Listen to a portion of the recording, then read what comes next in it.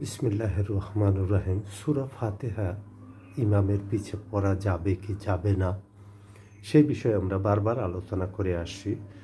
এবার আমরা আরেকটু বিস্তারিত আলোচনা করার জন্য চেষ্টা করব। আমরা জানি সূরা আরাফের একটা আয়াত আছে, 204 নম্বর আয়াত, যে যখন কোরআন তেলাওয়াত করা হয় তখন তোমরা চুপ থাকো।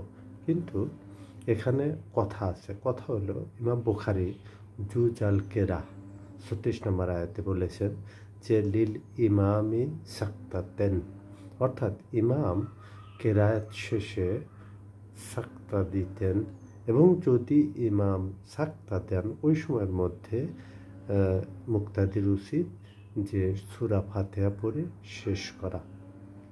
মুয়াত্তা ইমাম মালিক এবং ইমাম তিরমিজি এই কথাগুলি তেনারা নকল করেন, এবং জাবের বিন আবদুল্লাহ আনসারী রাদিয়াল্লাহু আনহু হইতে, এবং জাবের বিন আবদুল্লাহ আনসারী রাদিয়াল্লাহু আনহু বলেন যে আমরা ইমামের পিছনে নামাজ আদায় করতাম, বিশেষ করে রাসূল সাল্লাল্লাহু আলাইহি সাল্লামের পিছনে, এবং জোহর আসরে, যেগুলিতে খুবই গুরুত্বপূর্ণ নামাজ, এবং এই নামাজে যেহেতু ইমাম সবসময় সাক্তাতেই থাকেন, সেই হেতু আমাদের উচিত ইমামের পিছে সূরা ফাতিহা পাঠ করা।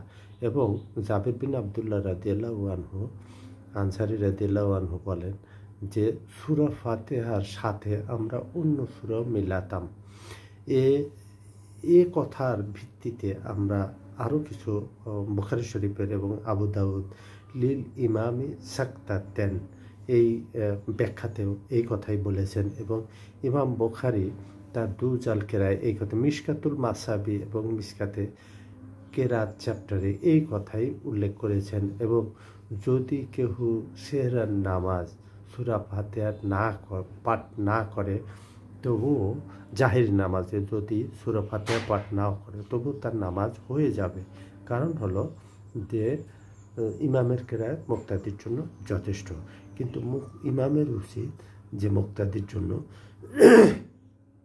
সাক্ত দেওয়া, কারণ এটা হলো অতিরিক্ত একটা লাভ। সুতরাং আমরা 17 রাকাত ফরজ নামাজে 11 রাকাতই কিন্তু সাক্তা পেয়ে থাকি, এবং সেটা অটোমেটিক্যালি আমরা পেয়ে থাকি, এবং এই ফাঁকে আমরা সূরা ফাতিহা পড়ে শেষ করব।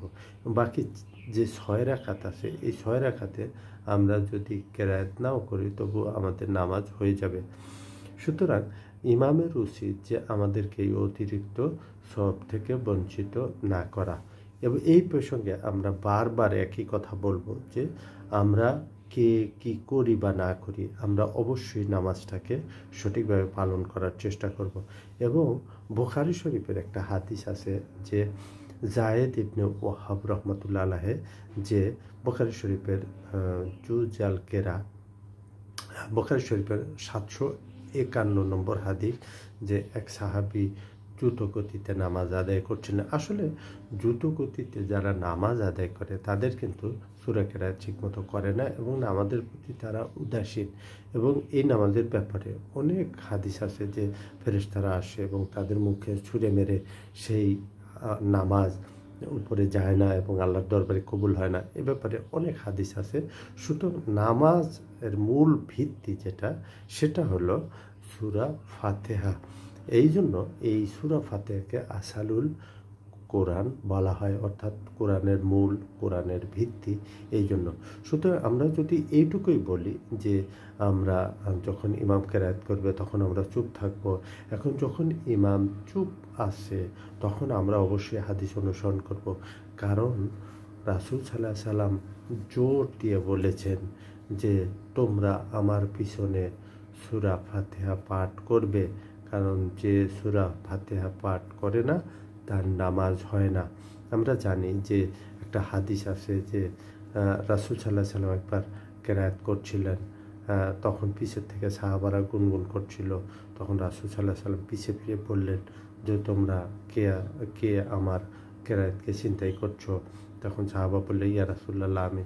তখন বলছে যে আমি যখন কেরায়াত করি তখন তোমরা চুপ থাকবে এবং সূরা ফাতিহা পাঠ করবে, শুধুমাত্র সূরা ফাতিহা পাঠ করবে। এবং রাসূল সাল্লাল্লাহু আলাইহি সাল্লাম যেহেতু সাক্তা দিতেন, সময় দিতেন, যেমন আমাদের দেশে জুম্মার নামাজে কিন্তু সুন্নত নামাজের জন্য সময় দেওয়া হয়। সুতরাং আপনি যদি নামাজ পড়েন, রাসূল সাল্লাল্লাহু আলাইহি সাল্লামের সুন্নত আদায় হলো, এবং যদি আপনি বসে থাকেন পরে সময়, কিন্তু আসলে রাসূল সাল্লাল্লাহু আলাইহি সাল্লাম এটা আমাদের বানানো একটা নিয়ম।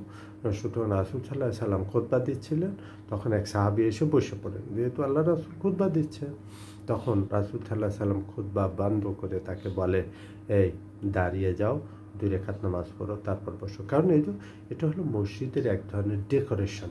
কারণ মসজিদের ডেকোরাম পালন করার জন্য 2 রাকাত সুন্নত নামাজ অবশ্যই পালন করতে হবে, তারপর বসে যেতে হবে, সে যেই হোক না কেন। এবং এই ব্যাপারে আমরা জানি যে মুক্তাদিকে যদি সূরা ফাতিহা পড়ার সুযোগ ইমাম না দেয়, তার জন্য হয়তো ইমাম দায়ী থাকবেন, অথবা থাকবেন কি থাকবেন না সেটা ইমামের ব্যাপার। কিন্তু আমাদের উচিত যে সেরের নামাজগুলি, যেমন ইমাম যেখানে সাক্তায় থাকেন, তখন আমাদের অবশ্যই সূরা ফাতিহা পাঠ করা উচিত। ওমা আলাইনা ইল্লাল বালাগ। জাযাকাল্লাহু খাইরান ওয়া আহসানুল জাযা।